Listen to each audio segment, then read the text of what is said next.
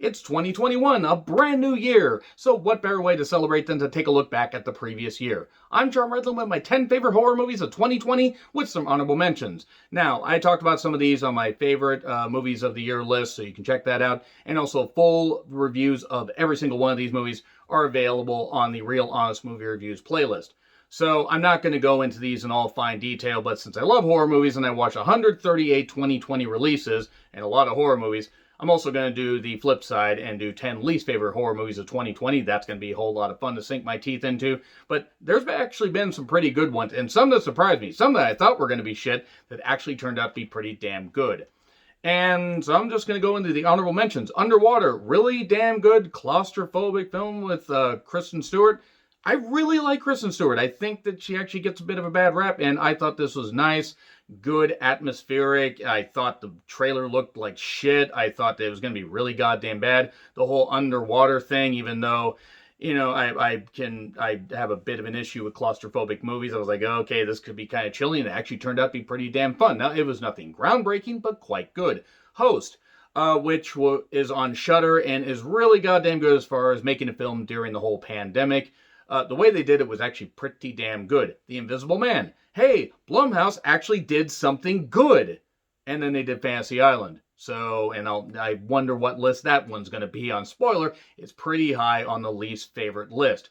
But yeah, The Invisible Man actually turned out to be pretty goddamn good overall.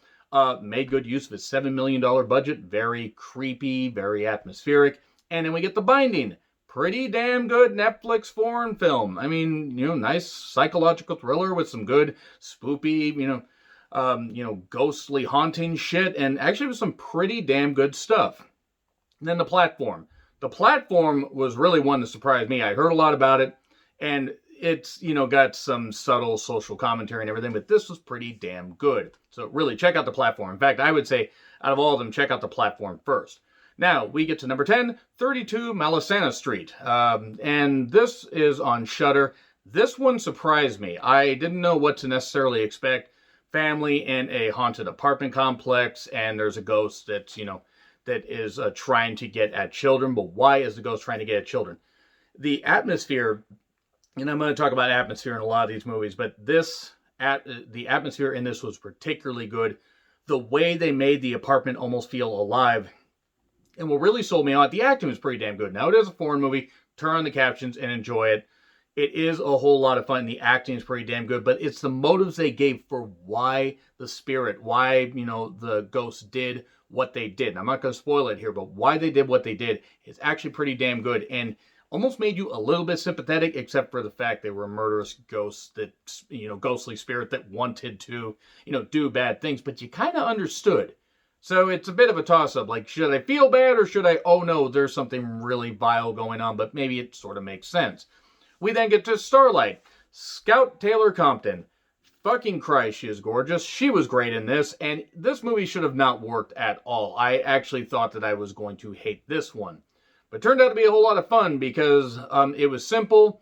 You had, teens played by early or to mid-20-somethings protecting Scout Taylor Compton from, a baddie, but maybe she's not as innocent as she seems. Maybe she is. Who the fuck knows? You have to watch to find out. But Starlight actually turned out to be pretty damn good, and I really enjoyed it. The same as number 8, We Summon the Darkness. Alexandra Daddario, I think that's how you fucking say her name. She was in the Percy Jackson movie. She's got piercing, beautiful blue eyes, and she's really good in a lot of movies. Like she was a bright spot in Baywatch, which was not all that good. And she was in a whole lot of other, she's been in a whole lot of other movies that I've actually really enjoyed. This one, I really enjoyed, and I didn't think I would. It was a nice horror comedy, and even had Johnny Knoxville old enough to play a dad, which, holy fucking shit. That shows just how old I am, because I remember him when he was doing a whole bunch of stupid shit in Jackass, and now he's doing stupid shit in Jackass 4. Why the fuck are they still doing this? That's actually what they should call it. But We Summon the Darkness was a whole lot of fun. This was very, very good, very bloody, and just a lot of fun. It shouldn't have worked, but it did.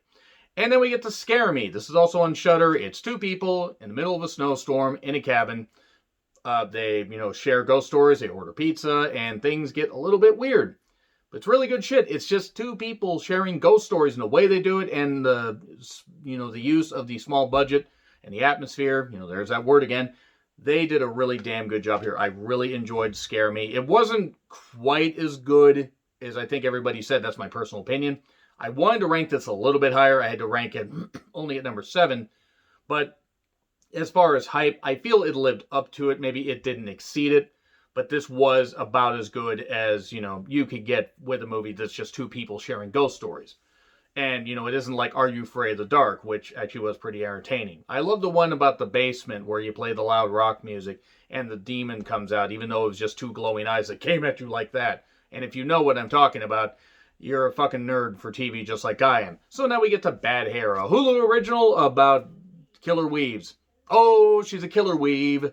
And now that song's stuck in my head. Now that's all I'm going to hear from that Queen song. This was fucking fabulous. It was a great horror comedy with some great social commentary about how women have to really, change their appearances, what they have to go through just to succeed in the world. In a sense, it revolves around African-American women trying to succeed, I believe, in the late 80s, early 90s. This is really, really good stuff. I mean, I really enjoyed this. It was hilarious as fuck. This is another one that shouldn't have worked. This should not have worked, just like We Summon the Darkness and Starlight, but it fucking did. This was fucking phenomenal. It was hilarious. It was nice and bloody. There were some moments where the hair, tries to get blood in a certain way, and I'm like, oh, okay. Not sure how that works. I don't know why the weave was a killer. I have no idea. But you know what? It was too fucking hilarious for me to really care. This was really good. Go check it out on Hulu. Swallow.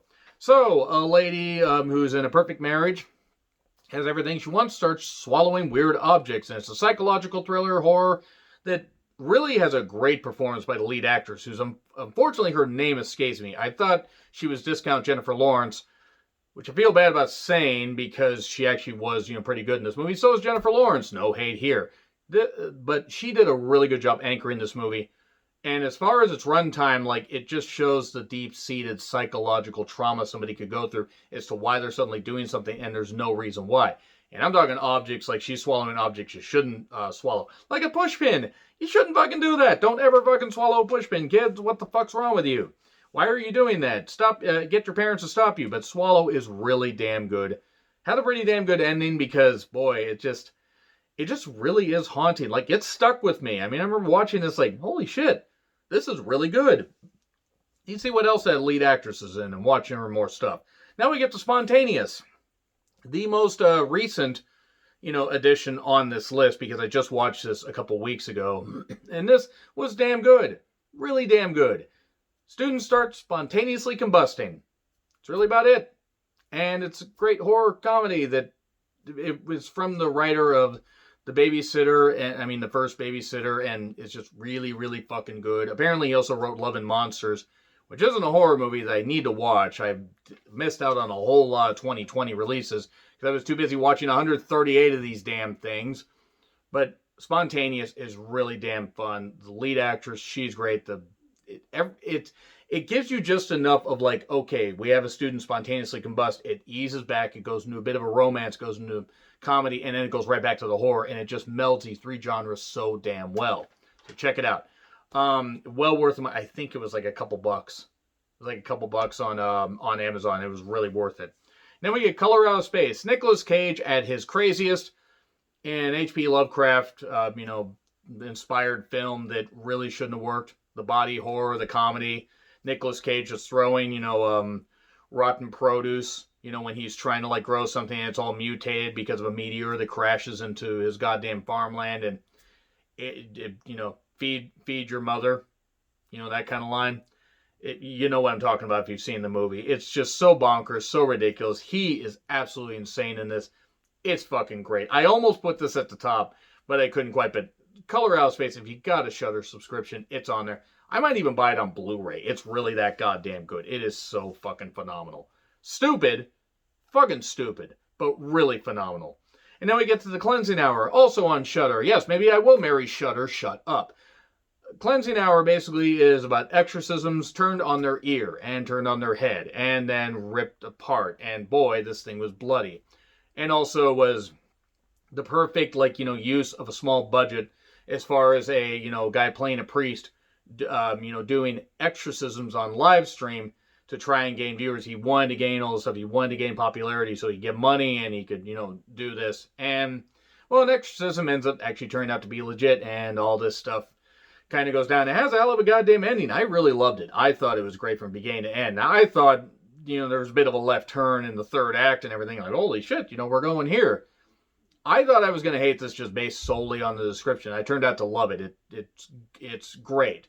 Perhaps even one of the best films it is one of the best films I saw last year. And it's my number 2 favorite horror movie. It almost was number 1, except for The Lodge.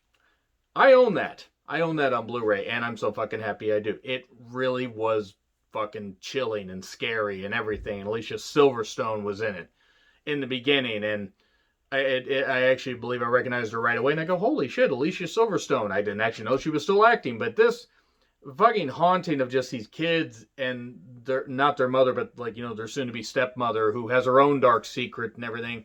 They're stranded in a cabin, in a snowstorm. There's the cabin in the snowstorm thing again, but the atmosphere, the haunting visuals, and the ending of just like, okay, you really don't want to, push the wrong person's buttons, because if you do, some shit will go down. And that's basically what happened here. And yeah, it was really goddamn good. The Lodge, one of my favorite films of the year, my favorite horror movie of the year. But let me know your favorite horror movies in the comments. Like, share, subscribe, Twitter handle in the description. I'm John Ritlin. I'll see you soon.